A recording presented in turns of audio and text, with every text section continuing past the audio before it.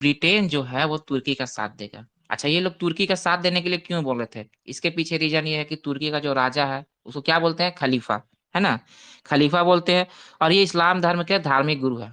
कहने का मतलब है कि अगर तुर्की पे आक्रमण होगा तो समझिए कि इस्लाम पे आक्रमण हो गया। तो यहाँ पे भी ब्रिटेन साथ नहीं दिया था। और जब पहला विश्व युद्ध हो रहा था, जिसमें पहला विश्व युद्ध स्टार्ट हुआ था, तो ब्रिटेन जो है वो तुर्की के अगेंस्ट ही लड़ रहा था। तो ब्रिटेन जो है वो तुर्की से लड़ भी रहा था वहां पे। तो ये सब चीज जो है, इसके अलावा भी एक दो घटना हुआ कि एक मौलाना अब्दुल कलाम जो है, मौलाना अबुल कलाम आजाद, इनका एक पत्रिका था, कोई बता पाएंगे क्या नाम था? जिसको बैन कर दिया था ब्रिटिश लोग। नाम था अल हिजाज। ठीक। और एक है कॉमरेड मोहम्मद अली का, इनका पत्रिका, ये दोनों का पत्रिका को ही बैन कर दिया था। तो ये सब रीजन था। ठीक है, ये लोग को पता चल गया था कि अंग्रेज लोग क्या चाहते हैं। अंग्रेज लोग एक्चुअली फूट डालने का ही काम कर रहे थे। तो ये लोग को भी आइडिया हो गया कि ये मेरा भी नहीं है। ठीक।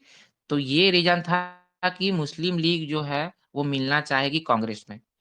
तो मुस्लिम लीग जो है वो कांग्रेस में फिर मिलने के लिए राजी हो गई। और आपसे पूछेगा कि किसका प्रयास था कि मुस्लिम लीग और कांग्रेस दोनों, मतलब मुस्लिम लीग और कांग्रेस का मिलन हुआ, तो इसके पीछे किसका हाथ था, किसका प्रयास था? क्या बोलिएगा?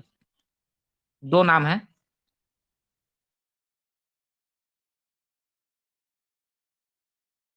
एक है मोहम्मद अली जिन्ना, ठीक है, और दूसरा तिलक। तो ये दोनों का प्रयास से जो है वो मिल गया। तो हम लोग देख लिए कि मुस्लिम लीग क्यों मिलना चाहेगा। ठीक। इसके बाद ये लोग का डिमांड क्या है? डिमांड भाई ये सेल्फ गवर्नमेंट, स्वशासन हम लोग को चाहिए। ठीक है, मतलब कि भागीदारी चाहिए। जो भारत में जो शासन हो रहा है उसमें भागीदारी चाहिए। अच्छा, इसका एक सबसे बड़ा प्रॉब्लम था, बोला जाता है कि यहीं से स्टार्ट हो गया था, मतलब तय हो गया था कि पाकिस्तान बनेगा ही बनेगा। तो आप लोग बता सकते हैं कि क्या वो बात था? क्या वो चीज हुआ था यहाँ पे? ये इन लोग दोनों जो मिला था उसमें कौन सा एक चीज था या ऐसा कौन सा शर्त था जो पाकिस्तान बनने का नींव रख दिया था? हम हिंट्स देते हैं। ब्रिटेन वाला जो, उसके बारे में, ये मिंटो मिंटो बोला था कि हम नाक का दांत में ना, नाक, जो नाक सांप होता है ना, उसका मुंह में हम दांत बो रहे हैं। ठीक है, ये वाला चीज देखे तो किसका बात कर रहे हैं बताइए?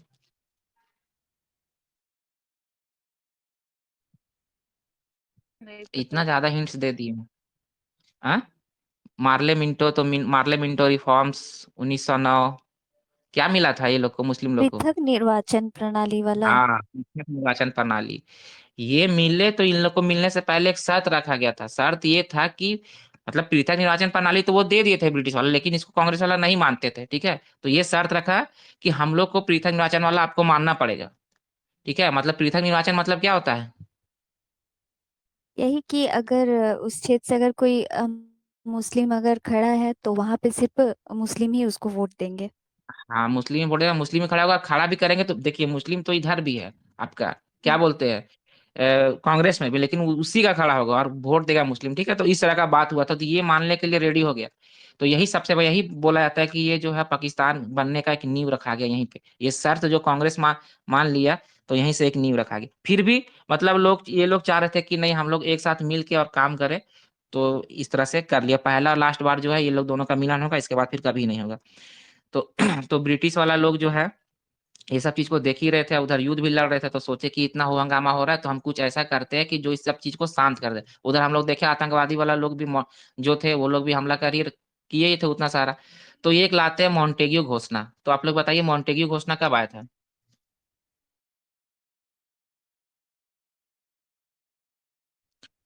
मॉन्टेग्यू उन्नीस घोषणा कब आया था? उन्नीस 19 में। 1919। मॉन्टेग्यू घोषणा 1919 में आया था। घोषणा हुआ था 20 अगस्त 1917 में। 17 में। 24-17। हाँ, 20 अगस्त 1917 में घोषणा हो गया था। और उसमें क्या बोला गया था? बोला गया कि ये लोग बोला गया कि ठीक है, हम तुम लोग को धीरे धीरे जो है भागीदारी देंगे, प्रतिनिधित्व बनाएंगे शासन में, और उत्तरदायी सरकार बनाने में। इसको धीरे धीरे स्टेप बाय स्टेप करेंगे, तुरंत नहीं, स्टेप बाय स्टेप करेंगे। लेकिन कब करेंगे इसका कोई जिक्र नहीं था कि कब होगा, कब तुम लोग को हिस्सेदारी देंगे, कितना देंगे और कब होगा, इसके बारे में कुछ नहीं था। और और एक स्टेटमेंट भी याद रखिएगा, गांधी जी बोले थे जब मुस्लिम लीग और आपका कांग्रेस मिली थी, तो गांधी जी का कहना था कि ये जो है वो पढ़े लिखे हिंदुओं और मुस्लिम का मिलन है। मतलब ये इसको हम मिलन नहीं मानते, ये पढ़ा लिखा हिंदू और मुस्लिम वर्ग का मिलन है, इसमें कोई जनता इन्वॉल्व नहीं है। तो यही चीज बोले थे कि ये मतलब पढ़ा लिखा हिंदू और मुस्लिम का समझौता है, इसमें जनता शामिल नहीं है। चलिए अब हम लोग गांधी जी का बात करते हैं, जो आज हम लोग का मेन है। ये वाला हम लोग का खत्म हो गया, लखनऊ समझौता। गांधी जी स्टार्ट करते हैं, तो बताइए गांधी जी का जन्म कहाँ हुआ और डेट बताइए साथ में। 2 अक्टूबर 1869, पोरबंदर, गुजरात। हाँ, गुजरात काठियावाड़, ठीक है। और इनके पिताजी का क्या नाम था और माता जी का? करमचंद गांधी उनके पिताजी का नाम था, माता का नाम पुतलीबाई। पुतली बाई। हाँ, पुतली बाई था। इन तो ये जो काठियावाड़ गुजरात था, ये प्रिंसली स्टेट था, ठीक है, राजा वाला, जो उसमें राजा वहां पे ये करता था, तो प्रिंसली स्टेट था। तो इसके पिताजी वहां के दीवान थे, ठीक है। करमचंद्र गांधी जो थे वो वहां के दीवान थे। तो इनका कम एज में ही शादी हो गया था, लगभग 14 साल का, 13 साल का एज में शादी हो गया था, 13 से 14 साल का एज में। तो इनका शादी जो है वो कब हुआ था, कौन सा ईस्वी में? 1883 में, है ना, जब इंडिया 83 में, वाला हाँ, हाँ 83। 83 में। किससे हुआ था शादी? कस्तूरबा गांधी। कस्तूरबा से। कस्तूरबा गांधी। हाँ, कस्तूरबा गांधी से इसका जो है वो शादी हो गया था, ठीक। अच्छा। इसके बाद क्या हुआ कि ये जो सोचे, ये लॉ पढ़ने के लिए चले गए ब्रिटेन, ब्रिटेन यानी कि कैम्ब्रिज में, है ना। 1888 में ये ब्रिटेन चले जाते हैं लॉ पढ़ने के लिए। मतलब इसका मन में था थाउट्स कि हम जेंटलमैन टाइप से, मतलब जैसे ब्रिटिश जो है वो जेंटलमैन जैसा रहता है, टाई सूट बूट ये सब पहनने वाला, तो उस तरह से हम जाएंगे। और उस समय प्रचलन था कि जो भी पढ़ना है तो लॉ वाला ही पढ़ाई करते थे, तो लॉयर पढ़। और इसे पिताजी पता है कि दीवान थे वहां पे, काठियावाड़ जो सब राज था वहां का। तो पैसा तो था, तो इनको भेज दिया लॉ पढ़ने के लिए ब्रिटेन, और वहां पे वो गए। और टाई जूता ये सब जो अभी फोटो भेजे उसमें भी आप देख सकते हैं, उस तरह से जो है। तो उसी तरह का लाइफ ये जीना चाहते थे, उसी तरह बनना चाहते थे कि जेंटलमैन टाइप से, एक ब्रिटिश अधिकारी जिस तरह से रहता है उस तरह का। तो वहां पे गए और ये सब चीज किए, लेकिन इसको बाद में ना इसमें कुछ मजा नहीं लगा, रियलाइज हुआ कि ये सब तो बेकार है। तो फिर ये धीरे धीरे ये सब छोड़ दिए, इतना जो पहनावा और ये शो ऑफ था ये सब करना छोड़ दिया। इसके बाद क्या है कि ये सोशल ग्रुप ज्वाइन कर लिया वहां पे। एक सोशल ग्रुप ज्वाइन करते हैं ब्रिटेन में, और वही 25-30 लोगों का ग्रुप होता है। और तो वहाँ का जो चेयरमैन होता है इसको बोलता है, जैसे मीटिंग होता है तो मीटिंग में इसको बोले कि ठीक है तुम अपना भाषण दो। तो इसको भाषण बोलने के लिए इसको खड़ा किया गया, तो इसका मुंह फंस गया वहां पे। मतलब ये कुछ बोल नहीं पाए, ठीक है, थोड़ा सा भी ये बोल नहीं पाए। तो एक ऐसा व्यक्ति को हम बता रहे हैं कि जो अपना एज का 20-25 साल का एज हो गया इनका इस समय, और ये बोल नहीं पा रहे हैं, 20-25 लोगों के सामने बोल नहीं पा रहे। इसका चेयर में इसको पानी वानी पिला के बैठाता है, मतलब एक तरह से शाई पर्सन थे स्टार्टिंग में। और बाद में देखिए कि यही जो है वो करोड़ों जनता के सामने बोलेंगे, एक बड़ा लीडरशिप जो जो है इनके इनके अंदर से निकल के आएगा। तो स्टार्टिंग में ये बहुत शाई पर्सन थे, इनको अंधेरा से डर भी लगता था, ठीक है। और इसके बाद जब वो वहां पे 3 साल का पढ़ाई किए, मतलब 88 में गए, 88 से 3 साल का वहाँ लॉ का पढ़ाई किए, ठीक। और उसके बाद ये आ गए भारत। भारत कब आए ये, तो 1891 में, 91 में। अच्छा, एक चीज और याद रखिएगा, इसको जो है वो बैरिस्टर बोलते थे, ठीक है। जो ये लॉ का पढ़ाई किया करते हैं तो उसको या तो वकील बोलते हैं या तो बैरिस्टर। बैरिस्टर कब बोलते हैं? ब्रिटेन से जो किया करके आए हैं बाहर उसको। हाँ ब्रिटेन से जो डिग्री लेके हाँ, आते हैं उनको ना। ब्रिटेन, ब्रिटेन या साउथ अफ्रीका से जो लॉ का पढ़ाई करके आएगा ना तो उसको बैरिस्टर बोलते हैं, ठीक है। और जो यहीं पे भारत में ही करेगा तो वही लॉयर है, ठीक। तो इसको बैरिस्टर वहां पे बोला जाता है, ठीक है। तो ये बैरिस्टर, तो बैरिस्टर बन गए। और उसके बाद 91 में आए, उसके बाद 2 साल प्रैक्टिस किए यहीं पे। तो प्रैक्टिस किए तो बॉम्बे हाई कोर्ट में प्रैक्टिस किए थे, और एक था आपका राजकोट का सेशन कोर्ट, ठीक है। तो वहां पे ये प्रैक्टिस करना शुरू कर दिए। और प्रैक्टिस करना शुरू कर दिए, तो इसके बाद इसको कॉल आ जाता है, इसको कॉल आ जाता है इसका, वो किसका कॉल आता है बताइए, इसको जो साउथ अफ्रीका बुलाते हैं, क्या नाम है उनका? अब्दुल्ला सेठ। अब हाँ, दादा भाई अब्दुल्ला का कॉल आता है। और वो किसी केस के सिलसिले में जो है मतलब ये एक व्यापारी था दादा भाई अब्दुल्ला, ठीक है, व्यापारी थे, तो वहां पे कुछ प्रॉब्लम था। तो ये इनके पिताजी को जानते ही थे, और इतने बड़े व्यक्ति दीवान थे, तो पता होगा कि हाँ इनका बेटा है वो लॉ लॉ वगैरह करके आया, तो इन्हीं को ये लेके चले गए। तो ये कब गए थे साउथ अफ्रीका, कौन सा ईयर में? 1893। हाँ, 93 में। 18, हाँ, 91 में आए भारत, उधर से लॉ करके 2 साल इधर लॉ वाला कुछ किए, और उसके बाद फिर वो 93 में चले गए। अब वहां पे गए, और सोचिए कि साउथ अफ्रीका जाएंगे तो ये 22 साल वहीं पर रहेंगे, जब 22 साल पूरा जो है वहीं पर। एनिवर्सरी यहाँ आई तो साउथ अफ्रीका चले गए ना, सेम डेट बता हम्म। हाँ रहे हैं। मैम, एनिवर्सरी यहाँ पे आई, और ये साउथ अफ्रीका, हाँ ये साउथ अफ्रीका चले गए, ठीक। तो 1893 में गए। अब वो डरबन में थे, ये डरबन में है, साउथ अफ्रीका का डरबन जो शहर है वहां पे डरबन में थे। डरबन में एक सिटी है जो है नेटल, नेटल सिटी है, वहीं पे कोस्ट के किनारे आप देखिएगा तो वहीं पे ये रहे, ठीक है। तो यहीं पे रहे। तो एक बार का बात है, वो जो घटना आपको बता रहे हैं और आप लोग सब जानते होंगे, ट्रेन वाला घटना, इनको साउथ अफ्रीका देखना था। एक ट्रेन था डरबन से पिटोरिया, ये वहां पे जाता था। तो ये ट्रेन में बैठे, तो ये फर्स्ट क्लास का जाने के टिकट। क्रम में हुआ है ना? हाँ बता रहे हैं। तो ये जा रहे थे वो ट्रेन में बैठ के, फर्स्ट क्लास का टिकट कर लिए हुए थे। और इसी दोनों स्टेशन के बीच में एक स्टेशन आता है जहाँ पे इसको जो है वो ब्रिटिश अधिकारी बोले कि तुम यहाँ पे कैसे बैठ गया फर्स्ट क्लास वाला में। तो ये अपना बार बार अपना टिकट ही दिखा रहे थे कि मेरा टिकट है, फर्स्ट क्लास का टिकट ले रहा है। लेकिन इसको ये नहीं पता था कि यहाँ पे जो है सिर्फ टिकट होना जरूरी नहीं है, कलर भी होना जरूरी है, ठीक है, ब्लैक व्हाइट।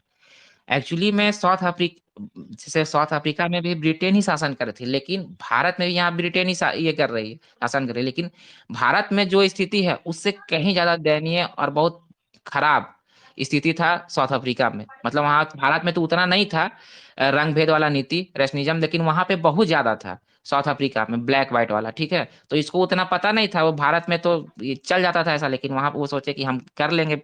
ब्रिटेन में भी रहते थे तो गए थे कई बार, तो वहां पे गए, लेकिन वहां पे बहुत ज्यादा था रंग भेद वाला चीज। तो रंग भेद वाला चीज बहुत ज्यादा था तो इसको फेंक दिया था। तो आप लोग को बताना कौन सा स्टेशन था जहाँ से इसको फेंक दिया गया, उसी के बीच में पड़ता है, डरबन और पिटोरिया के बीच पिटम्स में। पिटम्सबर्ग करके था ना सर? टर मार्सबर्ग करके था। हाँ, पीटर्स मार्सबर्ग, ये स्टेशन से उनको फेंक दिया जाता है, ठीक है। और ये बार बार दिखा रहे कि मेरे पास है टिकट, टिकट है फर्स्ट क्लास का, लेकिन इनको उतना ये नहीं था तो इसको फेंक दिया जाता है। और फेंक दिया जाता है। मोदी जी जब पीएम बने थे ना तो गए थे यहाँ पे, और जो सीट में महात्मा गांधी बैठे थे ना, और यही सीट में बैठे थे, तो वहां पे वो फोटो वगैरह भी खिंचवाए थे, मोदी जी गए थे तो। और वहां पे क्या है कि 2 अक्टूबर 2005 को ये जो स्टेशन है, यहाँ पे गांधी जी का प्रतिमा लगा था। ये आपका साउथ अफ्रीका गवर्नमेंट लगाई थी गांधी जी का प्रतिमा 2 अक्टूबर 2005 को, ठीक। तो लगा था। और इसके बाद जो है, मतलब साउथ अफ्रीका का स्थिति समझिए कि इसको इसलिए फेंक दिया गया था कि वहां पे बताया कि रंग भेद था। मतलब कि साउथ अफ्रीका का एक पार्क जाइए, पार्क में एक बेंच है, तो बेंच में भी लिखा हुआ है कि यहाँ पे ब्लैक बैठेगा, यहाँ पे व्हाइट बैठेगा, ठीक है। फुटपाथ है, चलने वाला जगह है, वहां पे भी था कि यहाँ पे ब्लैक है, व्हाइट है। या फिर इस तरह से समझिए कि 9 बजे के बाद कोई ब्लैक है वो घर से बाहर नहीं निकलेगा। मतलब इतना ज्यादा वहां पे रंग भेद था साउथ अफ्रीका में, ठीक है। तो वहीं पे थे। तो इसके बाद ये सारा चीज को वो देखे, और देखे तो सोचे कि यहाँ पे जो है हम वो आंदोलन चलाएंगे। तो रंग भेद के खिलाफ जो है इसके विरोध में आंदोलन चलाएंगे। तो वहां पे जो आंदोलन ये चलाते हैं, ठीक है। तो सबसे पहले तो 93 में तो उनको फेंक दिया गया था वही ट्रेन वाला से। तो 94 में सबसे पहले ये क्या करेंगे, आंदोलन चलाएंगे। उससे पहले एक बनाते हैं संगठन, तो पार्टी जिसका नाम होता है नेटल इंडिया कांग्रेस पार्टी। ये 94 का बात बता रहा है, 1894। ये नेटल इंडिया कांग्रेस पार्टी बनाए, और उसके बाद जो आंदोलन चलाए रंग भेद के खिलाफ। तो इनको जो आंदोलन चलाने का मेथड था उसको बोलते हैं सत्याग्रह, ठीक। सत्याग्रह मतलब सत्य के लिए आग्रह, सत्याग्रह है, ठीक है। और इसका जो दो मेन हथियार था, सत्य और अहिंसा। हम सत्य के लिए लड़ेंगे, और लड़ेंगे, आंदोलन करेंगे, तो हिंसा बिल्कुल नहीं करेंगे। तो ये है सत्याग्रह। तो आपसे पूछेगा कि सत्याग्रह का पहला प्रयोग गांधी जी कब किए थे। हम ये नहीं पूछ रहे भारत में, हम पूछ रहे ऑल ओवर जनरल, कहाँ पे किए थे, कौन सा जगह पे। वो दक्षिण अफ्रीका में किए थे। हाँ, कौन जगह भी बता सकते हैं क्या। जगह जोहान्सबर्ग का, ठीक।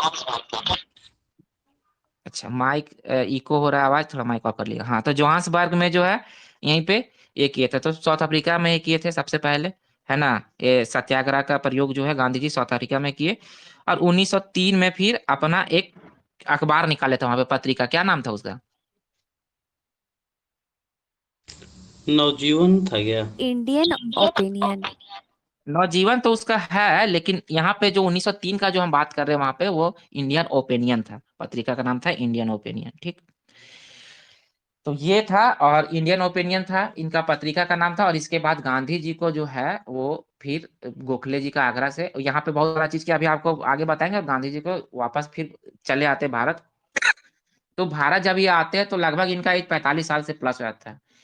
अब कोई भी व्यक्ति जिनका एज इतना इतना ज्यादा हो गया, मतलब 45 से अधिक हो गया है, और ऐसा व्यक्ति, और फिर बाद में जो है ये इंडियन का जो आजादी दिलाने में इतना इंपॉर्टेंट रोल है, तो इनका व्यक्तित्व का अभी भी जो है ना, इनका पर्सनालिटी, इनके बारे में हमेशा रिसर्च होते रहता है। और बहुत सारा लोग जो है वो इसका आइडिया से, मतलब इसका फिलॉसफी जो था उसे प्रभावित है। मतलब बोलते हैं कि हम इनका आदर्श को मानते हैं गांधी जी का। तो गांधी जी का इतना सारा चीज बताए, और आगे हम लोग गांधी जी के बारे में अभी जितना भी 47 तक होगा तो ये हमेशा आएंगे, हमेशा रहेंगे। तो इसका जो है थोड़ा सा हम लोग देख लेते हैं इसका पर्सनालिटी डेवलपमेंट कैसे हुआ, क्योंकि पर्सनालिटी डेवलपमेंट नहीं समझिएगा इसके बारे में तो आगे देखिएगा कि असहयोग आंदोलन है, वहां पे वापस ले लेंगे। फिर उधर जो है आपका क्या बोलते हैं, वो भगत सिंह ये सब फांसी है तो वहां पे ज्यादा कुछ बोलेंगे नहीं। और भी बहुत सारा इसका चीज है जो हमेशा कंट्रोवर्सी पैदा करता है अभी भी। मतलब जैसे आप सोशल मीडिया पे देखिए कि इसके बारे में हमेशा कुछ गलत टाइप से लिखा जाता है, फैलाया जाता है, लेकिन ऐसा नहीं है। जब इसका आप स्टोरी समझिएगा कि किस तरह का इसका पर्सनालिटी था तो आपको सारा चीज क्लियर हो जाएगा कि ऐसा ये क्यों किए थे। तो वही चीज हम लोग थोड़ा सा देख लेते हैं, नहीं तो आपका मन में भी हमेशा रहेगा कि ऐसे क्यों किए। तो इसका पर्सनालिटी देखते हैं। सबसे पहले ये किस चीज से प्रभावित थे उसके बारे में उसको देखते हैं कि इसका पर्सनालिटी कैसे डेवलप्ड हुआ। तो पर्सनालिटी इसका ऐसा है कि ये जो है वो प्रभावित हुए थे, एक व्यक्ति है जो इनका इनका नाम है जॉन रस्किन। इनका एक बुक है, कोई बताएंगे क्या नाम है? लूसेंट में भी पढ़े होंगे तो दिया होगा, आइए आप लोग पढ़ के आएंगे तो।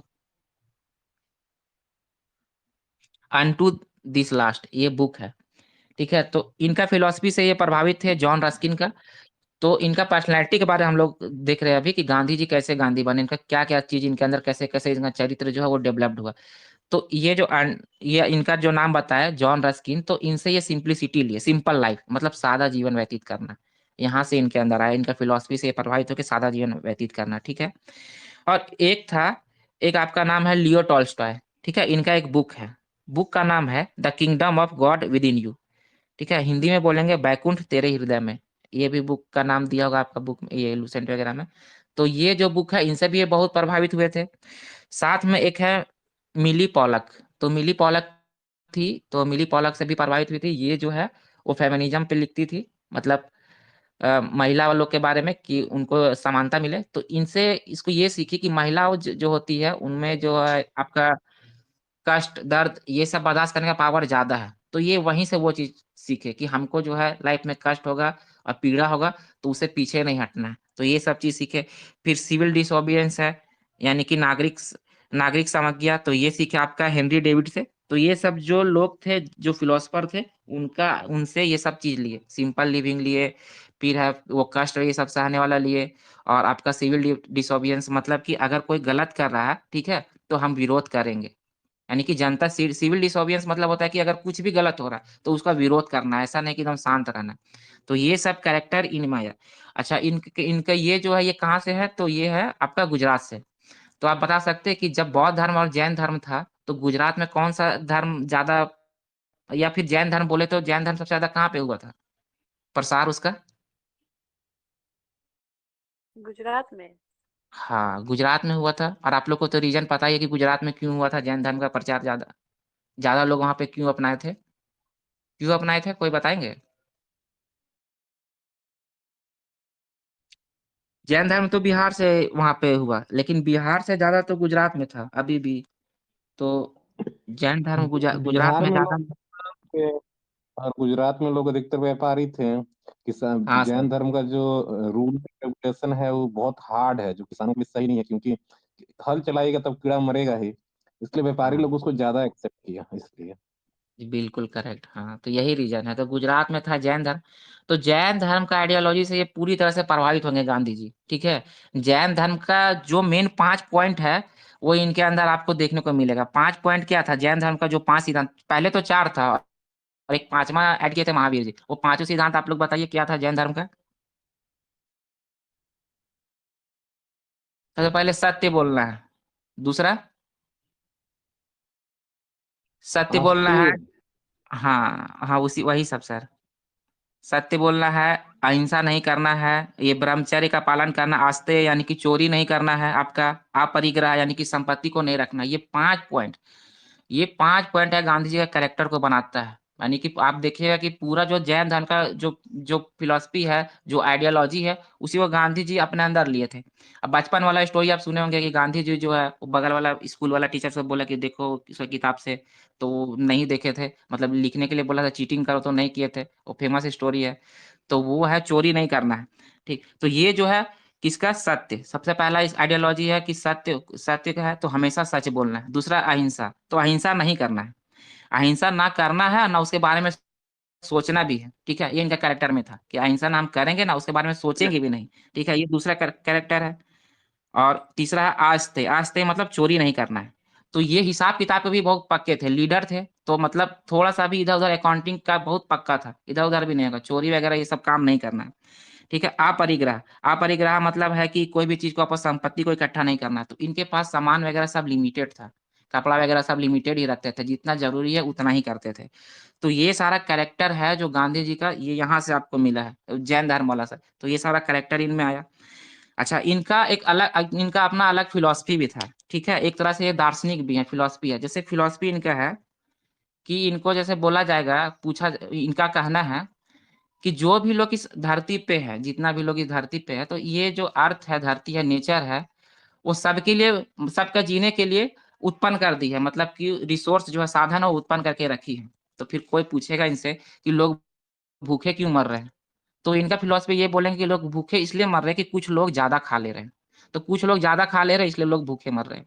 तो गांधी जी को देखिए, गांधी जी हमेशा उतना ही खाते थे जितना इनको जरूरत है, मतलब जितना में काम चल जाए, ज्यादा ये खाते नहीं थे, ठीक है।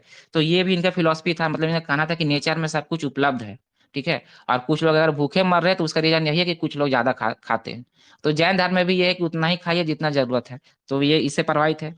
अच्छा, कपड़ा कम पहनते थे, ये कपड़ा वगैरह जो बहुत कम पहनते थे, और उसमें कि पीछे भी यही फिलॉसफी था कि अगर कपड़ा हम ज्यादा पहन लेंगे तो हो सकता है कि कुछ लोग हैं वो नंगे रहें भारत में, ठीक है। गरीबी तो था ही, तो हम उतना ही कपड़ा पहनेंगे जितना मेरा जरूरत है। और भारत का ज्यादातर लोग तो उसी तरह थे, तो उसी को अडॉप्ट कर लिए कि हम कोट सूट ये सब नहीं पहनेंगे, ठीक। और खादी का यूज करने के लिए बोलते थे लोगों को, और खुद भी करते थे, और लंगोट वगैरह पहनते थे, ठीक। अच्छा, चोरी नहीं करना है, ये वाला गुण तो था इनमें, चोरी नहीं करना। तो इसके पीछे भी ये अपने आप को, मतलब इसका फिलॉसफी था कि ये दूध नहीं पीते थे। दूध क्यों नहीं पियेंगे, तो इनका मानना था कि दूध पीना भी एक तरह से चोरी हो जाएगा। तो चोरी कैसे होगा, गाय का जो दूध है वो जो बनता है वो सिर्फ इसका बछड़ा के लिए है, तो बछड़ा के लिए है, तो उसके लिए अगर हम उसका दूध पी जाएंगे तो एक तरह से चोरी हुआ। तो चोरी हुआ तो हम ये नहीं करेंगे। बाद में जब इनका तबीयत खराब होता है, जैसे सेठ होता है, तो उसको डॉक्टर बोलते हैं कि आपको दूध पीना ही पड़ेगा। तो ये तो मतलब कि प्रतिज्ञा कर लेते कि हम गाय का दूध नहीं पियेंगे। तो फिर उसका उपाय निकालने के लिए ये बकरी का दूध पिए थे, और ये मतलब बोल के पिए थे कि हम इसको, बकरी को माँ मानते हैं, तो अब मुंह लगा के पियेंगे। तो उस तरह का ऐसा किए थे, ठीक। जैसे इसे, इसको लोग पूछेंगे कि चमड़ा का चप्पल पहनना सही है कि गलत है, तो इनका कहना रहेगा कि अगर कोई जानवर को मार के आप चमड़ा का चप्पल पहनते हैं तो वो गलत है, लेकिन अगर कोई जानवर मरा हुआ है तो उसका खाल से आप ये चप्पल बना के पहन सकते हैं। तो इस तरह का आइडियोलॉजी था इनका, ये पूरी तरह से जैन धर्म वाला को फिलोसफी को अपनाए थे। और वो तीन चार नाम हम आपको बताए थे, ये आपका आपका जॉन रस्किन हो गया, मिली पॉलक हो गया, और आपका लियो टॉल्स्टॉय, ये सब का भी आइडियोलॉजी इनमें था। तो ये इनका कैरेक्टर है, इनका जो कैरेक्टर है इसी तरह से बना है। तो आगे भी देखिएगा कि जैसे हम लोग देखेंगे कि असहयोग आंदोलन चला रहे हैं और थोड़ा सा भी हिंसा हो गया, तो हिंसा तो अहिंसा तो ये करते ही थे, तो थोड़ा सा भी हिंसा हो गया, ये काकोरी कांड ये सब जो भी हुआ था, तो वहां पे जब हुआ हिंसा हुआ तो ये आंदोलन को सीधा वापस ले लेंगे। ऐसा बहुत सारा घटना आगे आपको मिलेगा। अच्छा, इसका कुछ और भी अजीब गरीब था, थोड़ा थोड़ा बहुत डिसीजन, जैसे कि ये नेचर का थेरेपी पे विश्वास करते थे। नेचर का जो थेरेपी होता है कि कोई भी आपको प्रॉब्लम हो जाए, शरीर में कष्ट हो जाए, तो नेचर से इसका इलाज करना है। जैसे कि इसका बेटा को जब बुखार हो गया था, तो ये डॉक्टर के पास नहीं ले गए थे, ये उसको कंबल ओढ़ा दिए थे, और रात भर मतलब जगे हुए थे, परेशान थे कि पता नहीं जीवित बचेगा कि नहीं बचेगा। और जैसे कंबल ओढ़ा दिए तो होता है ना कि गर्मी आ जाता है और फिर बुखार छूट जाता है। तो उसका बेटा बच गए थे। जब इसका वाइफ को इन्फेक्शन हो गया था, तो इसका वाइफ को जैसे इन्फेक्शन हो गया, तो उस समय पेनिसिलिन बन गया था, तो डॉक्टर बोला कि इसको पेनिसिलिन का इंजेक्शन देना पड़ेगा। तो ये अपना वाइफ को मना कर दिया था डॉक्टर को कि पेनिसिलिन का इंजेक्शन नहीं देना है। तो क्यों नहीं देना है, क्योंकि वो पेनिसिलिन का इंजेक्शन देगा तो सुई है, सुई शरीर के अंदर जाएगा, तो एक तरह का हिंसा हो गया शरीर शरीर से भी। तो जैन धर्म में तो है, बहुत कठोर है था जैन धर्म में। तो हम शरीर के साथ हिंसा, मतलब कि ना बोलना है ना सोचना है, और शरीर के साथ भी हम हिंसा करने नहीं देंगे। तो ये मना कर दिए थे। तो बाद में इनका वाइफ का डेथ हो गया था। लेकिन जब जब कोई भी व्यक्ति जो अपना जीवन में इतना कठोर होता है, तो उसका और भी जो है परीक्षा लिया जाता है। तो इसका पोती को अपेंडिक्स हो गया था। जब अपेंडिक्स हुआ तो डॉक्टर बोला कि अपेंडिक्स काट के हटाना पड़ेगा। तो उस समय ये क्या किए थे कि अपेंडिक्स हटाने के लिए परमिशन दे दिए थे, क्योंकि एक बार तो वाइफ को खो दिए थे, तो बहुत एक्सट्रीम कंडीशन में ही मतलब ये परमिशन थी ना, तो हमेशा अपना जो भी आइडियोलॉजी था उस पर अड़े रहते थे, जिद्दी टाइप के इंसान थे ये। और आप ये भी देखिएगा कि हमेशा अहिंसा का बात करते थे, लेकिन आगे जब हम लोग देखेंगे कि जब 1942 में 1942 का जब ये होगा भारत छोड़ो आंदोलन होगा, उस समय कांग्रेस बोलेगा कि हम ब्रिटेन का साथ देंगे युद्ध में, द्वितीय विश्व युद्ध में। सब कोई भारत में बोलेगा कि ब्रिटेन का साथ देंगे। और गांधी जी को पता, तो गांधी जी बोले कि हम ब्रिटेन के खिलाफ युद्ध करेंगे, करो या मरो, वो सब भारत छोड़ो आंदोलन ये सब करेंगे। और गांधी जी का बात नहीं माने कोई, तो बोला कि अगर तुम लोग नहीं मानेगा तो हम इस देश का जो मिट्टी है, बालू है, इसे कांग्रेस से ये वाला आंदोलन खड़ा कर देंगे। अब जबकि गांधी जी को पता था कि ये आंदोलन में हिंसा होगा, फिर भी वो जो है अपना सिद्धांत से थोड़ा सा अलग हो गए। तो कभी कभी ये चीज अपना सिद्धांत से थोड़ा सा अलग गए हैं, लेकिन ये अपना जो भी इनका सिद्धांत था, फिलॉसफी था, तो उनके लिए हमेशा ये जिद्दी रहे। ठीक, तो ये हो गया गांधी जी का पर्सनैलिटी। इसके बाद ये जब साउथ अफ्रीका में गए थे, तो वहां पे भी इनका पर्सनैलिटी का डेवलपमेंट हुआ। साउथ अफ्रीका में क्या हुआ था, जब ये रहते थे वहां पे ज्यादा इनका पर्सनैलिटी मतलब वहीं से उभर के आए। तो वहां पे जो भारतीय लोग रहते थे साउथ अफ्रीका में, तो जिन लोग का टेन्योर था वो खत्म हो जाता था, तो एक वहां पे साउथ अफ्रीका में बोला कि रजिस्ट्रेशन कार्ड होगा, मतलब एक आईडी बनेगा रजिस्ट्रेशन वाला। और रजिस्ट्रेशन वाला आईडी कैसा बनेगा कि वहां का जो लोग रहेगा वो अपना अंगूठा जो है उसका वहां पे साइन रहेगा, जैसे फोटो रहता है ना अभी आईडी में, तो जो भी व्यक्ति है उसका भारतीय है उनका अंगूठा रहेगा, और अंगूठा का एक आईडी बना जाएगा। तो इसका विरोध किए गांधी जी कि ये तो गलत है। और गांधी जी इसका विरोध किए और आंदोलन किए और बोले कि हम इसको जलाएंगे। ठीक है, सब लोग भारतीय लोग को इकट्ठा किया और बोले इसको जलाना है, जलाना है, इसका विरोध करना है। तो जलाना है तो पुलिस तो आएगी, और पुलिस आएगी तो लाठी डंडा तो बरसाएगी। तो गांधी जी का कहना है कि हम लोग को लाठी डंडा खाना है, ठीक है, हम लोग को हिंसा नहीं करना है, चाहे जो भी हो। लेकिन जो स्टार्टिंग में ही बोले कि ये जो है वो शांत नहीं रहेंगे, जब भी अन्याय होगा तो बोलेंगे, लेकिन हिंसा भी नहीं करेंगे। तो ये जलाने के लिए गए और लाठी डंडा खूब पड़ा इनके ऊपर, फिर वो जाके जला ही दिए। और जितना लोग था वो सबको प्रोत्साहित किया और वो लोग भी किए। इसके बाद वहां पे साउथ अफ्रीका में ये भी था कि बोला गया था कि जो लोग भारतीय हैं, जो क्रिश्चियन रीति रिवाज से शादी नहीं किए, तो उन लोगों का शादी का अमान्य होगा। तो इसके लिए भी आंदोलन किए वही सब, और इतना सारा आंदोलन किया और वहीं से ये डेवलप हो गया इनके अंदर लीडरशिप। और साउथ अफ्रीका से लीडरशिप डेवलप हुआ, और ये सब क्वालिटी तो जो आपको पता है, ये सब तो क्वालिटी है ही इनके अंदर। और उसके बाद जब वापस ये आ रहे थे जनवरी में, तो वहाँ के एक मार्शल होते हैं जिनका नाम है जनरल स्मार्ट। तो जनरल स्मार्ट जो है ये बाद में साउथ अफ्रीका के पीएम भी बनते हैं, नेता थे और ब्रिटिश मार्शल थे। तो ये महात्मा गांधी का बहुत रिस्पेक्ट करते थे, और महात्मा गांधी भी इनका। तो ये जब जाने लगे तो महात्मा गांधी बोले, मतलब ये जाते जाते जितना सारा चीज था ना भारतीय लोगों के खिलाफ, रंग भेद के खिलाफ, तो लगभग सबको रिजॉल्व कर दिए थे। ठीक है, तो ये बोले कि हमको उम्मीद है, गांधी जी को बोले कि हमको उम्मीद है कि आप दोबारा आप यहाँ पे नहीं दिखिएगा, साउथ अफ्रीका में नहीं आइएगा। और गांधी जी जब जाते हैं, तो गांधी जी, हाँ, एक दो इंपॉर्टेंट बात बोलना भूल गया, गांधी जी साउथ अफ्रीका में दो फॉर्म बनाते हैं। किन्हीं को पता है क्या नाम था फॉर्म का? एक एगो 1904 में फिनिक्स था बनाते ना हैं। सर? हाँ, एक फिनिक्स फॉर्म था। ये कहाँ पे बनाते हैं? सर डरबन, ये, डरबन में बनाते शायद। हाँ, डरबन, नटा, साउथ हाँ, नटाल में। ठीक है, ये नटाल में बनाते हैं, जहाँ पे होता है ना नेटल शहर जहाँ पे रहते थे, तो वहीं पे बनाते हम्म। हैं। और एक ट्रांसवाल में बनाते हैं आपका, कौन सा फॉर्म था एक और, जिनसे प्रभावित भी थे ये, लियो टॉल्स्टाय बोले थे ना, तो टॉल्स्टाय फॉर्म बनाए बनाए थे ये। तो ये अच्छा। टॉल्स्टाय फॉर्म, ये दो फॉर्म वहां पे बनाए थे। और वहां पे क्या था कि जो घरेलू जूता चप्पल ये सब है, जो मैनुअल वर्क होता है अपने से खुद से बनाना, वो सब चीज यहाँ बनाते थे। तो वही एक चप्पल इनको गिफ्ट किए थे, इन्हीं को, जनरल स्मार्ट को। तो स्मार्ट जो है स्टार्टिंग में चप्पल को नहीं पहने, ये बोल के नहीं पहने कि मतलब इतना महान व्यक्ति है वो, इतना महान व्यक्ति है, उनका बनाया हुआ चप्पल पहनने का मतलब मेरा जो हैसियत नहीं है, हम नहीं पहनेंगे। फिर बाद में पहने थे, लेकिन ये एक्चुअली बात ये है कि वो भी इनका जो नेचर है, जो इनका पर्सनैलिटी, उससे काफी प्रभावित थे। गांधी जी को आप एनसीईआरटी वगैरह पढ़े तो गांधी जी को दिखाया कि वो मतलब एक जादूगर टाइप से है, जो भी इनसे मिलते थे वो प्रभावित हो ही जाते थे। तो यही चीज है। फिर गांधी जी आते हैं आपका जनवरी में। जनवरी, कौन सा जनवरी में आते हैं गांधी जी? डेट बताइए, जनवरी 9 जनवरी का जनवरी। डेट बताइए। हाँ, 9 जनवरी 1915। हाँ, तो उस दिन कौन सा दिवस मनाया जाता है भारत में? प्रवासी भारतीय प्रवासी दिवस। दिवस। हाँ, प्रवासी भारत दिवस मनाया जाता है। और प्रवासी भारत दिवस हर साल मनाया जाता है कि कितना साल में एक बार? 2 साल में एक बार। साल में एक बार। इस बार कहाँ हुआ था? पिछला बार इस बार हुआ था सर पेरिस में पुरी हुआ में। था। हाँ, भुवनेश्वर में हुआ था। और चीफ गेस्ट कौन थे?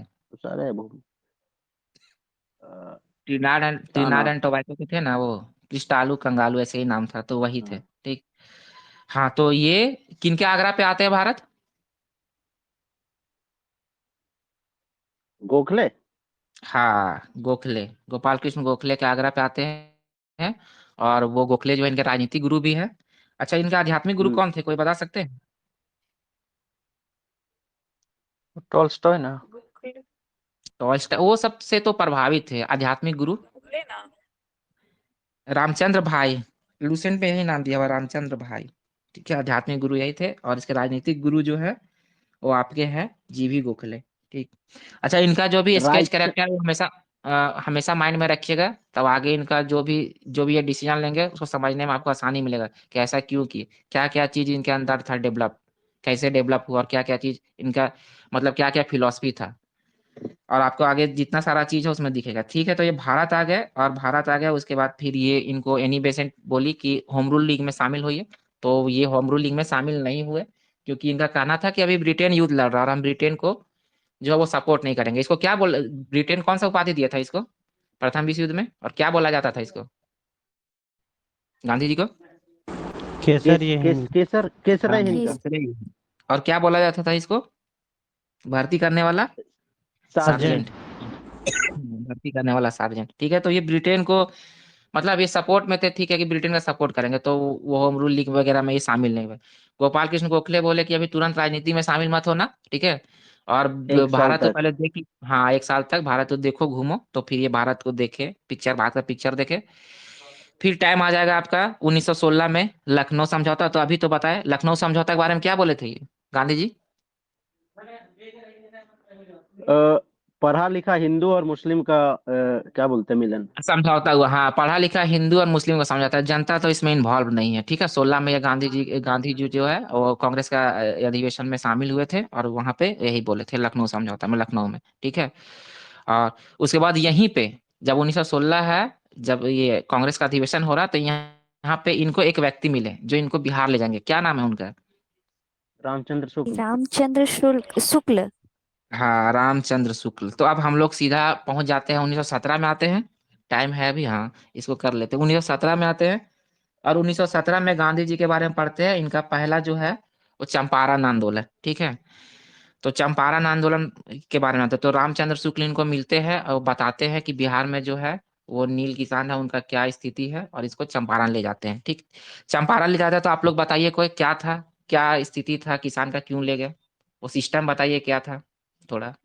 हम बहुत बोल लिए, थोड़ा आप लोग बोलिए। इसमें सर यही था कि 1/3 या 3/20 में, मतलब 20 कट्ठा है तो उसमें 3 कट्ठा में नील का खेती करना अनिवार्य था। हाँ, कौन सा सिस्टम इसको बोलते हैं? 3 कठिया प्रणाली। हाँ, 3 कठिया क्या सिस्टम बोलते पद्धति। हैं। हाँ, 3 कठिया पद्धति है ये। ठीक, तो ये चंपारण में जो है, एक्चुअली चंपारण में क्या था, चंपारण में यूरोपियन बागान मालिक था, यूरोपियन, भारतीय ना, यूरोपियन बागान मालिक था। अब भारतीय किसानों से काम करवाता था। तो वो लोग का जमीन जो है 20 कट्ठा, यानी कि 1 बीघा हो गया। तो 20 कट्ठा में आपको 3 कट्ठा जो है वो नील का खेती करना है। ठीक है, और जमीन वगैरह बंजर हो जाने वाला भी प्रॉब्लम था। और बाद में क्या हुआ कि नील का खेती तो शुरू में ठीक था, नील का खेती करवाते थे, तो वो करने से जमीन बंजर भी हो जाता था। और अफ्रीका क्या है, ये विश्व युद्ध हो रहा था, तो उस समय जर्मनी जो है, जर्मनी जो आर्टिफिशियल डाई बना लिया, ये रंग नील वगैरह आर्टिफिशियल बना लिया। तो इसका मांग धीरे धीरे कम हो गया, मांग कम हो गया तो सस्ता दाम में बेचना पड़ रहा है। तो किसान लोग को तो नुकसान हो ही रहा था। और मका ये बागान मालिक भी चाह रहे थे कि अब इसको बंद ही कर देते हैं। लेकिन ये लोग क्या किए कि एक रूल निकाले कि आप लोग को इस सिस्टम से हम छुटकारा तब देंगे जब आप कुछ पैसा दीजिए, कुछ पैसा का डिमांड किए, कितना पैसा दीजिए, और इस सिस्टम से आप छुटकारा अब आपको मिल जाएगा। तो यही सब बात के लिए गांधी जी जो है वहां पे गए थे, इसी को रिजॉल्व करने के 17 में। ठीक है, तो वहां पे 17 में गए, और गांधी जी को वहां पे रामचंद्र शुक्ल बस बुलाने आए थे। तो गांधी जी को वहां पे कौन कौन मिले थे, उनका नाम बताइए, इनके सहयोगी एक तरह से बोल सकते हैं, जो उनके साथ थे वहां पे बिहार में। एक सर राजेंद्र प्रसाद। राजेंद्र हाँ, प्रसाद। हाँ, और और एक मेन एक नाम और वहाँ। बताइए, जेबी कृपलानी। हाँ, जेबी कृपलानी। हाँ। हाँ, जेबी कृपलानी, ब्रज किशोर प्रसाद, CF एंड्रूज, ये सब थे। देखिए, गांधी जी के साथ ये भी है, गांधी जी को हम बताया कि गांधी जी, जब गांधी जी साउथ अफ्रीका से भारत आए, इतना सारा स्टोरी बताया, तो उनका कैरेक्टर तो जैसा कैरेक्टर था तो वो तो आ ही गया था, लीडरशिप भी डेवलप हो गया था, वहां पे सत्याग्रह किए तो वो पके पकाए भारत, मतलब साउथ अफ्रीका से पूरा पके पकाए आए भारत, ठीक है, सारा चीज का उसके पास अनुभव है। फिर जब हम इधर आपको ये पढ़ा रहे थे होम रूल लीग, तो होम रूल लीग में क्या बताया था, उसका सबसे मेन उपलब्धि क्या था होम रूल लीग का? अंग्रेजों के अंदर रह के स्वशासन करना। वो तो था, लेकिन उपलब्धि उसका मेन ये क्या था कि होम रूल लीग में जो है, जो लोग प्रचार किए थे वो गांव गांव जाके प्रचार किए थे, तो गांव गांव जाके प्रचार किए थे, जनता लोग को जागरूक किए थे, तो गांव का लोग भी जो है वो अब रेडी हो गया, ठीक है, इस तरह का आंदोलन में। जैसे गांधी जी जब आंदोलन करेंगे तो स्टार्टिंग में क्या था, कोई भी आंदोलन होता जो जनता, जो हम लोग स्वदेशी देख रहे थे तो उस समय क्या था, सिर्फ पढ़ा लिखा लोग ही आंदोलन कर रहा है, जनता उसमें इन्वॉल्व नहीं है, क्योंकि जनता पॉलिटिकली अवेयर नहीं है ये सब चीज से। होम रूल लीग चला, गांव गांव जाके पंपलेट बांटे, प्रचार किए, तिलक, एनी बेसेंट। तो उसी समय हम बताए थे कि वहां का उसका जो मेन उपलब्धि है कि जनता जो है वो जागरूक हो चुकी है, पॉलिटिकली अवेयर हो चुकी है।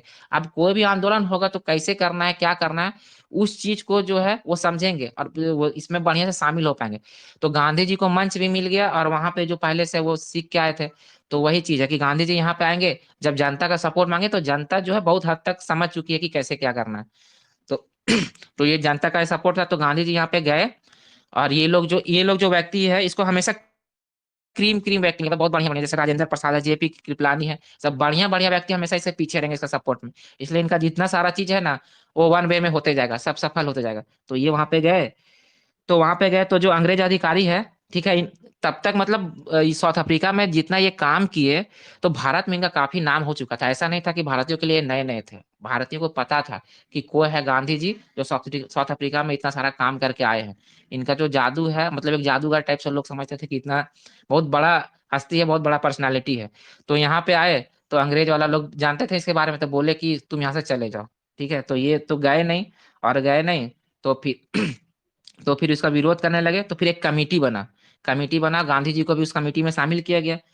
तो गांधी जी जो है वो गांधी जी शामिल किया गया, तो गांधी जी कोई भी केस के अंदर जाते थे या कोई भी आंदोलन करते थे तो उसका पहले खुद जांच पड़ताल करते थे, सारा चीज देखते थे। और ये लोग थे उस राजेंद्र प्रसाद, ये लोग सब समझाए, तो वो कमेटी के सामने अपना बात रखे और सारा प्रॉब्लम को बताए कि किसानों का क्या प्रॉब्लम है, ठीक है।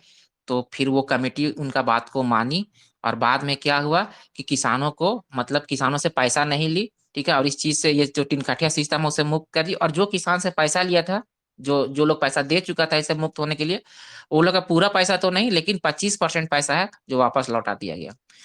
तो ये इनका पहला जीत है गांधी जी का, ठीक है। और पूछेगा कि भारत में गांधी जी का पहला सत्याग्रह क्या था, कहाँ पे हुआ था, कौन सा था? चंपारण। हाँ, साउथ चंपारण, अफ्रीका। भारत में। और उधर पूछ हाँ, हाँ, भारत उधर में। पूछे तो हम लोग वहां पे जोहान्सबर्ग वाला देखे थे, ठीक है, पहला सत्याग्रह, लेकिन भारत में पहला सत्याग्रह किए थे, ठीक है ना, गांधी जी। तो ये इसके बाद हम लोग चलते खेड़ा। ठीक, खेड़ा में क्या हुआ? खेड़ा आंदोलन कौन सा ईस्वी में होगा, ईयर बताइए आप लोग। 1918 अहमदाबाद का 1918 खेला ना में। सर? हाँ, खेड़ा आंदोलन है 1918, ठीक, 1918। खेड़ा कहाँ है? अहमदाबाद में। हाँ, गुजरात, अहमदाबाद में खेड़ा उधर ही है, ठीक। वहां पे इनका जो हेल्पर होंगे वो सरदार वल्लभ भाई पटेल होंगे, ठीक है। तो खेड़ा में क्या प्रॉब्लम था, कोई बताइएगा क्या हो गया था खेड़ा में? एक था कि मतलब मजदूर लोग का क्या बोलते हैं उसको, स्ट्राइक में मजदूर, थे कि खेड़ा में स्ट्राइक नहीं था। अच्छा, खेरा खेरा किसान वाला था ना सर? हाँ, किसान वाला था। खेड़ा में ना अच्छा बहुत अच्छा। बारिश हो गया था, ठीक, बहुत वर्षा हो गया था, फसल बर्बाद हो गया था। अच्छा, वहां पे रूल ये बोलता था, जो लगान वसूली था, क्योंकि देखिए यहाँ पे क्या बोलते हैं कि वर्ल्ड वार, मतलब कि अंग्रेज लोग थे तो वसूलते थे, लगान वगैरह, लगान वसूलते थे, तो वहां पे था कि अगर आपका फसल 25%, मतलब एक चौथाई से कम है तो कोई लगान नहीं लिया जाएगा, ठीक। और अगर उससे ज्यादा है तो भी जो भी लगान का रूल था तो वो था। तो बारिश की वजह से बहुत ज्यादा बारिश हो गया, जिस वजह से फसल जो है वो खराब हो गया, फसल खराब हो गया, और फसल जो है वो एक चौथाई सर से भी कम हुआ, लेकिन यार, हाँ बोलिए सर। सूखा ना पड़ा था सर? सूखा और प्लेग का था ना महामारी? वो तो वहां पे था ना, आपका अहमदाबाद में खेरा का ही? मिल। नहीं नहीं नहीं, खेरा का ही था सर। बहुत वर्षा के कारण फसल बर्बाद हो गया था कि सूखा के कारण बर्बाद हो गया था? हम तो को वो तो सर सूखा याद आ रहा है एक बार। अच्छा एक बार आप ठीक है। लोग देख लीजिएगा, वो वाला बुक में स्पेक्ट्रम में वर्षा ही लिख दिया था, ठीक है। अच्छा देख लीजिएगा सूखा था कि वर्षा था, मतलब कुल मिला के फसल बर्बाद हो गया था, ठीक। फसल बर्बाद हो गया था, और 25% से भी कम जो है मतलब है वो फसल हुआ। तो ये लोग तो भारतीय लोग जो किसान थे वो टैक्स देना नहीं चाहे, कि वो रूल है कि 25% से कम और टैक्स नहीं देंगे। लेकिन यहाँ पे ये लोग जबरन टैक्स वसूली कर रहे थे। तो जबरन किसान से टैक्स वसूली कर रहे थे, तो गांधी जी वहां पे पहुंचे। और गांधी जी पहुंचे तो उसके बाद फिर आंदोलन किया, और गांधी जी को पता था कि जो जनता है वो साउथ अफ्रीका में सीख गए थे कि जनता जो है वो कष्ट सह सकती है। तो जनता कष्ट सह सकती है, तो वो टैक्स के लिए बोले कि हम यहाँ पे टैक्स नहीं देंगे, ठीक है। किसानों को बोले कि टैक्स आप लोग नहीं दीजिएगा, चाहे कितना भी प्रॉब्लम का है ना, कितना ही कष्ट क्यों ना हो। तो लोग टैक्स नहीं दिए। और ब्रिटिश अधिकारी जो है वो देखे, और बाद में ब्रिटिश अधिकारी मतलब डायरेक्ट रूप से तो नहीं, इनडायरेक्टली बोले, जो लोग टैक्स वसूलते थे वो लोग को बोले कि टैक्स वही लोग से लो जो लोग दे सकता है, बाकी जोर जबरदस्ती करके टैक्स नहीं लो। और बाद में तब तक इस तरह करते करते वो नेक्स्ट ईयर आ गया, और उस समय फिर फसल अच्छा हुआ। तो बाद में ये सब जो है वो खत्म हो गया, ये आंदोलन जो है वो खत्म हो गया था। तो यहाँ पे टैक्स नहीं दिया था। तो गांधी जी का ये दूसरा आंदोलन है जहाँ पे ये मतलब पहला आंदोलन है जहाँ पे ये टैक्स देने से मना कर दिए थे। आगे भी ऐसा करेंगे, लेकिन यहाँ पे ये टैक्स देने के लिए मना करते, पहला है। तो ये खेड़ा वाला है। तीसरा हम लोग आते हैं अहमदाबाद मिल स्ट्राइक, ठीक है। ये लास्ट है, इसको बता देते हैं उसके बाद खत्म करेंगे। तो अहमदाबाद मिल स्ट्राइक कब हुआ? ये भी 1918 का ही था। 18 में। 1918 में है अहमदाबाद मिल स्ट्राइक, ठीक। तो इसका प्रॉब्लम बताइए यहाँ पे क्या हो गया था। यहाँ पे फैल गया प्लेग, है ना। प्रॉब्लम सुनिए, यहाँ पे प्रॉब्लम है कि यहाँ पे फैल गया है प्लेग। अहमदाबाद में जो है बहुत सारा मिल मालिक है, ठीक है। कपड़ा मिल का मालिक है, और यहाँ वहाँ पे किसान मजदूर जो है, वर्कर जो है वो काम कर रहे हैं, लेकिन यहाँ पे प्लेग फैल गया। प्लेग फैल जाता है तो लोग जो है भागने लगते हैं वहां पे छोड़ के, काम वगैरह छोड़ के। लेकिन अहमदाबाद मिल मालिक लोग सोचे कि काम से इन लोग को भाग जाए, उससे रोकने का एक उपाय सोचे। ये लोग प्लेग बोनस देने लगे, ठीक है। प्लेग बोनस तो 50% या उससे अधिक भी दिया जाता था। तो प्लेग बोनस जो है 50% या उससे अधिक जो भी हो, वो मिल मालिक लोग देने लगे प्लेग बोनस, कि ताकि जो मजदूर है वो भागे नहीं, वहां पे काम करे। मतलब एक तरह से आप समझिए तो हेल्थ का जो है इसको कंपनसेशन कर रहे हैं हम, पैसा देके बैलेंस कर रहे हैं कि ठीक है, अगर आपको बीमारी है कुछ होगा तो उसके बदले में हम आपको पैसा दे रहे हैं, लेकिन आप यहाँ से भागिए मत। तो ये जो है ये लोग वही पे रहे, काम करने लगे। लेकिन जब प्लेग पूरी तरह से खत्म हो गया, ठीक, तो प्लेग जब खत्म हो गया तो वो मकान मालिक जो है वो फिर से बोले, मकान मालिक बोलते हैं, मिल मालिक जो है वो बोले कि आप जो है हम पैसा जो पहले जितना पेमेंट आप लोग को देते थे वही देंगे, और जो प्लेग बोनस है वो अब हम नहीं देंगे, नहीं दे पाएंगे। मिल मालिक लोग का कहना था। अच्छा ये लोग का, मजदूर लोग का क्या कहना था? मजदूर लोग का कहना था कि नहीं, हम लोग को जो बोनस मिलता था अब हम वही पेमेंट पे काम करेंगे, कम पैसा में काम नहीं करेंगे। क्यों नहीं करेंगे? तो इसलिए नहीं करेंगे कि वर्ल्ड वार हुआ है। वर्ल्ड वार हुआ है तो वर्ल्ड वार में क्या है कि वर्ल्ड वार में जब भी वर्ल्ड वार होगा, कोई भी देश में वार होगा, तो वहां पे महंगाई बहुत बढ़ जाएगा। और वर्ल्ड वार हुआ तो महंगाई बहुत ज्यादा बढ़ गया, मतलब लोग जहाँ सुई बनाना था तो वहां पे लोग तलवार बना रहे, वो काम का चीज बन नहीं रहा है। और महंगाई तो बढ़ना तो तय है, तो महंगाई बढ़ गया। तो ये लोग बोले कि महंगाई बढ़ गया, इस कारण हम वही पेमेंट पे काम करेंगे, 50% वाला पे ही। तो ये 50% मतलब टोटल पहले जितना पेमेंट था उसका 1.5 गुना पे काम करेंगे। तो मजदूर नहीं मान रहे थे, और ये मिल मालिक भी नहीं मान रहे थे। तो इसके बाद गांधी जी वहां पे गए, और गांधी जी गए तो दोनों का बात सुने। कि ये मजदूर तो मिल मालिक का कहना था कि हम अब बोनस नहीं देंगे, मतलब 1.5 गुना पेमेंट नहीं करेंगे ये लोग का, और वो लोग का कहना था कि हम लोग को पेमेंट चाहिए। तो वहां पे उसी समय रशिया वगैरह में क्या था कि रशिया वगैरह में जो है वो होता है ना, शाम में समाजवादी जो बोलते हैं कि मतलब गरीब लोग को इतना सता दिया गया है कि अमीर लोग को मार के और वो पूरा कब्जा कर लेते हैं। तो वो सब चीज हो रहा था, तो ये लोग को डर भी था मिल मालिक वाला लोग कि यहाँ पे भी ऐसा ना हो जाए कि ये लोग हम लोग पे हमला ना कर दे। लेकिन वो लोग गांधी जी को हमेशा अपना जो है ये गांधी जी को मानते थे कि गांधी जी जो है हम लोग का सपोर्ट में बोलेंगे, मतलब एक तरह से उसका होता है ना वाल की जैसा, दीवार की जैसा, कि प्रोटेक्टर के रूप में मांगे। तो वो लोग गांधी जी से आग्रह किए, गांधी जी के साथ बढ़िया बनता भी था। तो गांधी जी से आग्रह किए कि इसको ये बैलेंस करिए, मतलब समझाइए मजदूर लोग को। तो गांधी जी मजदूर लोग का भी बात सुने। और इसमें जो मेन एक नाम बोलेंगे जो इंडस्ट्रियलिस्ट का, उनका नाम है अम्बालाल साराभाई, ठीक है। अम्बालाल साराभाई, तो उनके साथ भी ठीक ठाक संबंध था। तो गांधी जी जब सारा चीज देखे तो फिर बोले कि ठीक है, दोनों के बीच का बात निकाले कि हम लोग जो है वो 35% पेमेंट आप लोग दे दीजिए, महंगाई तो बढ़ा है। और गांधी जी तो झूठ तो नहीं कर सकते, जो सही है वही करेंगे चाहे कुछ भी हो। तो बोले महंगाई तो बढ़ा है, आप 50% नहीं दीजिए, आप जो है वो 35% दे दीजिए। मतलब एक टाइम ये लोग बोला था कि हम 20% देंगे, उससे ज्यादा नहीं देंगे, तो ये बोला नहीं 20% नहीं 35% दीजिए। तो ये जो आपका मिल मालिक लोग नहीं माना, बोला कि नहीं हम 35% नहीं देंगे। गांधी जी बोले जबकि 35% दो, मिल मालिक वाला लोग नहीं माना। अच्छा, अंबालाल साराभाई बोले तो इन्हीं की आपकी बहन थी, कोई बता सकते हैं क्या नाम था, जो गांधी जी की ये शिष्या भी थी? अनुसुईया साराभाई।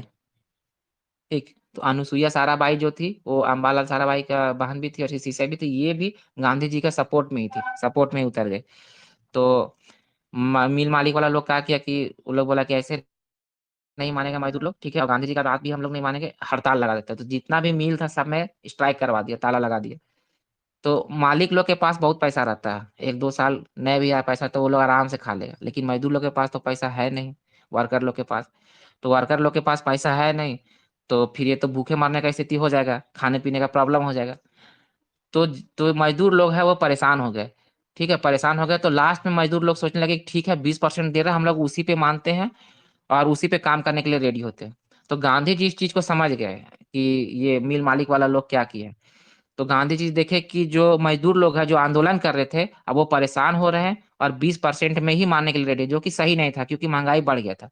तो गांधी जी का लीडरशिप देखिए, गांधी जी जो है वो बोले कि ये लोग मतलब मजदूर लोग को बोले कि तुम भूखा है तो ऐसा नहीं है कि हम घर में रह के कुछ खाएंगे, हम भी भूखे रहेंगे। ठीक है, और गांधी जी जो है ये लोग का हौसला बढ़ाने के लिए खुद स्ट्राइक में बैठ गए। ठीक है, भूख हड़ताल में बैठ गए। और जब गांधी जी भूख हड़ताल में बैठ गए तो उनका तो उतना प्रभाव था और ये लोग सभी बनता था। तो बाद में जो ये मिल मालिक वाला लोग है वो 35% के लिए मान गए, और 35% के लिए मान गए तो फिर यहाँ पे भी जो है वो गांधी जी सक्सेसफुल निकल गए। तो पहला पूछेगा आपसे कि पहला जो है गांधी जी का भूख हड़ताल कौन सा आंदोलन में हुआ था? अहमदाबाद मिल आंदोलन। अहमदाबाद मिल हड़ताल हाँ, आंदोलन। अहमदाबाद मिल आंदोलन जो है यहीं पे गांधी जी का पहला भूख हड़ताल हुआ था। जबकि जनता जो है वो मतलब ये रेडी हो गई थी कि हम 20% में ही काम करेंगे, लेकिन गांधी जी का लीडरशिप का यही अनोखा बात है कि ये बोले कि अब हम ही भूख हड़ताल करेंगे।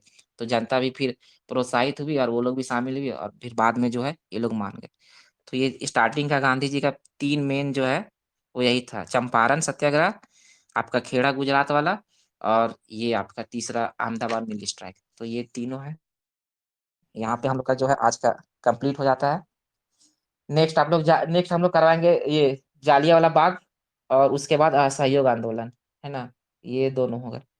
तो अरे, तो ठीक थैंक यू सर। है, वो इतना ही। हाँ, तो आप लोग जो है कम से कम पढ़ के आइएगा, ऐसा नहीं कि पूरा VC में सिर्फ हम ही को बोलना पड़े, जो जो बीच बीच में पूछते हैं बताते जाइएगा। अब मेरा VC में जब भी आइएगा पढ़ के ही आइएगा, बिना पढ़े नहीं आइएगा।